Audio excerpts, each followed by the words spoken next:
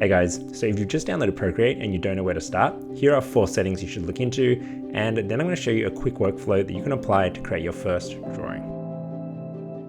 To find our first setting, we're going to go up here to the wrench icon and we're going to go here to preferences, and it's right here, right hand interface.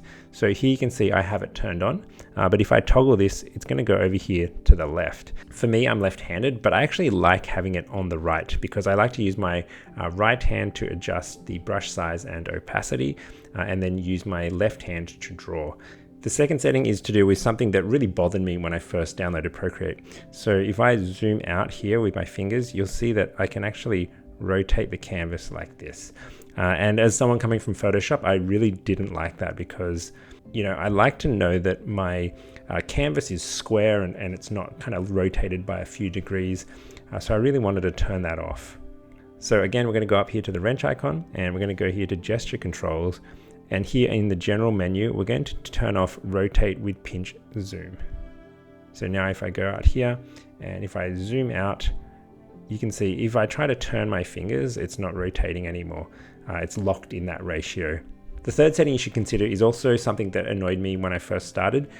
So if you look at this Apple Pencil, it's the 2nd gen Apple Pencil. And there's actually a flat surface on the top, and this is actually a touch sensitive surface. So if I double tap here, it has a function. And if I keep tapping here, you can see the function activating here in the top right corner of the iPad. So it's a double tap and it's switching to the eraser tool and back to the brush tool. And you know, that sounds really useful, right? You might think that's great. But I found in practice, as I was painting, especially given the style that I have, which uses a lot of strokes, and I find I'm constantly moving my fingers over the pen, I found the tool constantly flicking back and forth, and that can create a lot of problems when you're drawing. Now, this setting isn't in Procreate. We actually have to go out of Procreate to access it. So let's go out and go to the general settings of the iPad. And I'm going to scroll down here to Apple Pencil. And you can see here double tap. And this is where it's being set. So you switch between the current tool and eraser. So we want to click on that and turn it off. Okay, so those first 3 settings are just small quality of your life adjustments, but this 4th setting is really, really important, and it has everything to do with how your hand works with the pencil and presses on a screen or on paper. And this can really contribute to the quality of your line work, the style of your art, and also the personality that comes out when you draw your lines. Speaking of personality, this video is sponsored by Porkbun, the amazingly awesome ICANN accredited domain name register based out of the Pacific Northwest, rated #1 by Forbes Advisor since 2025. So I recently registered a super secret domain name with them, and what really struck me wasn't just the pricing, it was actually the brand. So when I was checking it out, I came across this disclaimer that said, "We hope you know what all this stuff means and what's required of you because we have no idea." So I thought this was hilarious and actually really refreshing. On their website, they claim their goal is to infuse the world with fun.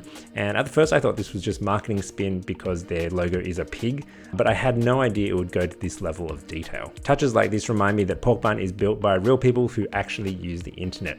Speaking of real, they also offer customer support from real people 365 days a year, 24/7 email support, and chat phone support during business hours. No hidden fees, transparent pricing, and free features like WHOIS privacy and SSL certificates with every eligible domain. If you need a domain for an art portfolio or a super secret project of your own, check out the link in the description. They have lots of low price deals on first year registrations, and my link gets you an extra $1 off. Okay, so where was I? The 4th setting. So this is the elusive, amazing setting that's going to make or break your art in Procreate. And if you don't figure this out, you might as well return your iPad, because that's actually almost what I did until I discovered this. So again, go up here to the wrench icon, and it's right here, pressure and smoothing. So I'm going to hit that, and here you can see what is called a pressure curve. And by default, yours is probably straight diagonal, but I've set mine up like this. And I've done a deep dive video explaining, you know, the logic behind this curve. So I'll link it up here. You can go check that out. But the overall gist is that this curve actually modulates how the pressure from your hand is interpreted by the software. Now, because everyone's different, you know, some people are hard presses, other people are light presses. This curve can and should be modified to your liking, but I think for now, maybe just copy my curve and see how you go. So you can actually add nodes on this curve and adjust it. And what I've done is I've added a node here, pulling it below kind of the diagonal 45-degree angle. And what this is telling the software is that when I press lightly, register even less pressure than what you would normally register. And the reason I do this is because when I sketch lightly, I really want only a faint line to appear. I don't want too much ink coming out of the brush, if that makes sense. And then if we look across to the right side of this curve, you can see how the curve ramps up really fast above that 45-degree angled lines. So if you imagine a perfectly 45-degree angled line, my custom graph ramps up higher and faster than an average 45-degree angled line. And what this is telling the program is that when I push harder, ramp up really fast, ramp the pressure up, ramp the ink coming out of my brush up so that I can really achieve those darks. And I've also maxed it out here before I hit max pressure. And that's just so that I don't have to press so hard physically with my hand, because I do get a bit of fatigue in my arm. Now, if this is still confusing for you, watch the deep dive video I did and also just play around with it a bit. But also keep in mind that this is a global setting right here, because it exists up here in this menu, it is global, but there is individual pressure curves for each and every brush. So if I go into a brush's individual settings and I go to Apple Pencil, you can see there's another pressure curve here. So you can kind of double ramp up that effect. I haven't played around with it, as you can see here, but keep it in mind and yeah, just get your head around the global setting first before you go into the individual brush settings. Okay, so we're all set up. Now the next thing to do is, well, draw something. And this might sound silly, but when I first started, I didn't really know what to draw. I was kind of just doodling random things. So to make this easier, what I've done is I've created a Procreate file with this sketch in it, and it's going to have 2 stages, and you can follow along from stage 1, where we're going to ink this drawing, or stage 2, we're going to render it in grayscale. And you can download this file from my website, jaywalkerpictures.com, or you can take a photo of one of your own sketches and import it into Procreate and follow my workflow. You'll be able to get great results as well. So this is my original sketch, and I took a photo of it, and then I imported it into Procreate. So I went up here to the wrench icon, and then I went to insert a photo, and then I found my photo right here. And I did some slight adjustments to this photo. So the first thing is you can tell that it's kind of yellow, and that's because of the white balance of the photo. So I'm going to go up here to adjustments and do hue, saturation, and brightness. And I'm just going to get rid of the saturation. So we've got a nice grayscale sketch. And then the next thing I did was actually go here to my curves and kind of just adjust, bring this down a bit. It's actually pretty good. So you can play with that with your one, but I like it as it is. So once you prepared your image, the next thing I want you to do is go up here to the layers panel, and you can see our inserted image here. And I want you to tap on the N. And what this is going to do is bring open this menu, and we're going to reduce the opacity and bring it right down to about really low, maybe like 15%. So you can just barely see the sketch underneath. And then we're going to create another layer on top, and this is where we're going to do our inking. The next thing I want you to do is go up here to the palette and make sure that you have black selected. So just double tap down here at the 6 p.m. and it'll automatically snap to a pure black. And now we want to choose our brush. So go over here to the brush menu. And right now you can see I'm in my custom brush library, but I'm going to zoom out of that because I'm going to use a default brush so that everyone can participate in this. So go here to the Procreate library, and the brush that I like is up here in the pen section. It's called the Kestrel. So let me try it, and you can see this is the kind of quality of the marks that it makes. So what I'm going to do is I'm going to reduce the size of this brush down to about 6%. Yep. And let's start by drawing this house. So you can see this is a very rigid shape, and I want to get pretty straight lines. So I'm going to use kind of like a forearm stroke. I'm not removing my wrist at all. I'm going to just move as one big motion. So, for example, like here. I'll use my wrist for here because I'm pretty good at doing that vertical stroke. This one is okay.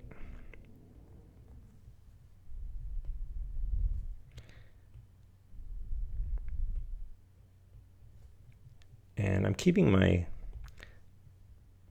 strokes very loose.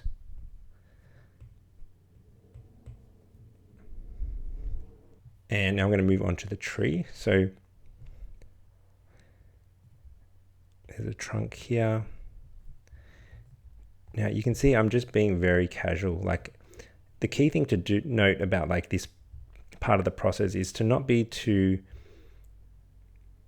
don't trace basically, like don't be too tight. So for example, see this, I'm not going to go exactly like this and do like this and, you know, try to trace every single line. That's not drawing, that's tracing. What I'm trying to do is just, I'm still being loose and letting my natural hand show. Like, you know, I'm just, just going crazy. And that was the reason I chose to reduce the opacity of the drawing really low, because I don't want it to be dictating how I draw. I just want it to tell me, oh, there's a tree here, or there's some foliage here, but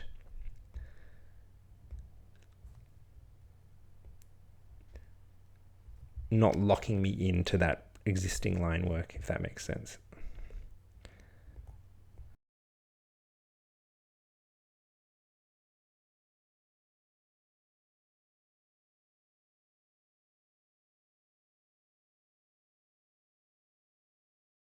Okay, so I've completed a rough outline of the major shapes, but what I want to do next is get away from the line work because it's just too restricting. So let's turn this off, and I'm going to duplicate this layer, and I'm going to draw on this new layer that I've duplicated. I'm going to save this one underneath in case we screw it up, but I'm just going to turn that off, and we're going to work on this new layer. And I'm going to start with the tree, and the key thing here is I'm looking at the reference and kind of looking at where the shadows lie. And I can tell that the light source is coming from this angle, and I want to place down kind of just an overall shade like this. And you can see how messy I'm being because I feel like the line work is a bit too neat. I'm not even lifting the pen off the page, I'm just scribbling all over. And this is just so that I put down a rough kind of mid-tone. And you know, more of the light is coming from here, so I'm going to ease up a bit.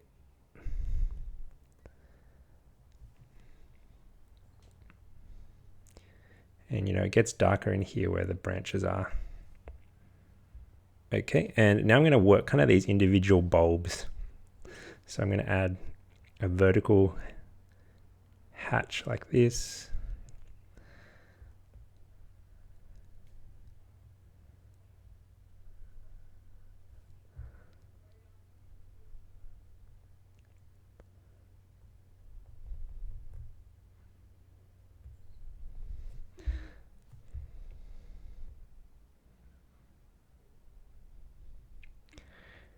And yeah, just keep it nice and loose. I was getting way too tight before, so. And keep in mind, I'm also not pushing too hard, like I'm pushing lightly. Because if I push hard, it would look like this, right? But yeah, no, I'm keeping that light stroke.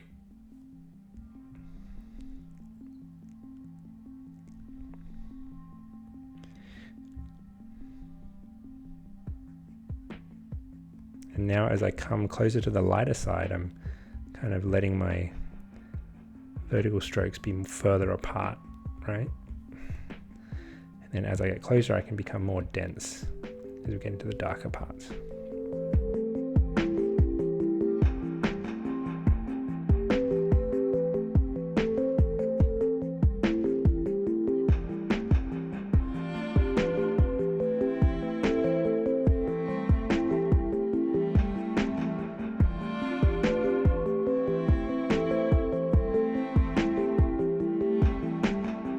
This video is getting pretty long, so I've cut it into the main highlights. But if you want to see the full, real-time, uncut tutorial of this artwork, check out my Patreon. There you'll get access to the full video with more commentary on how I shade.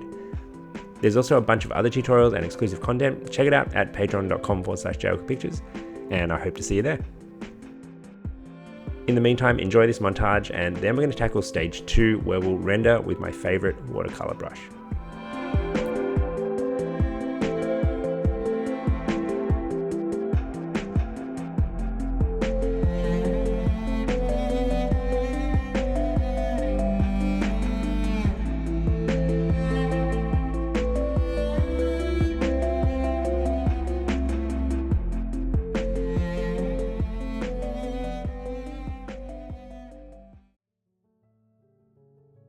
Okay, we are finished the inking. If you've been following along with me, make sure to stretch, give your wrist and hand a break.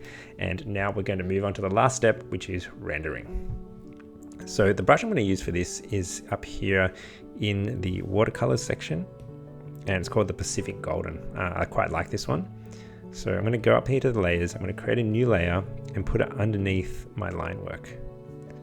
Okay, and now we're going to get a gray color. If you double tap here on the 9 p.m. on our color wheel, that's actually the background color of the canvas. And so anything darker than that is going to show up, and also anything lighter. So I'm going to go a bit darker.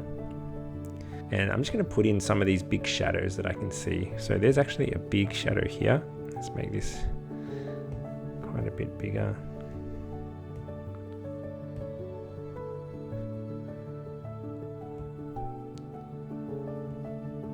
And I'm going to press a bit lighter as I move into the background.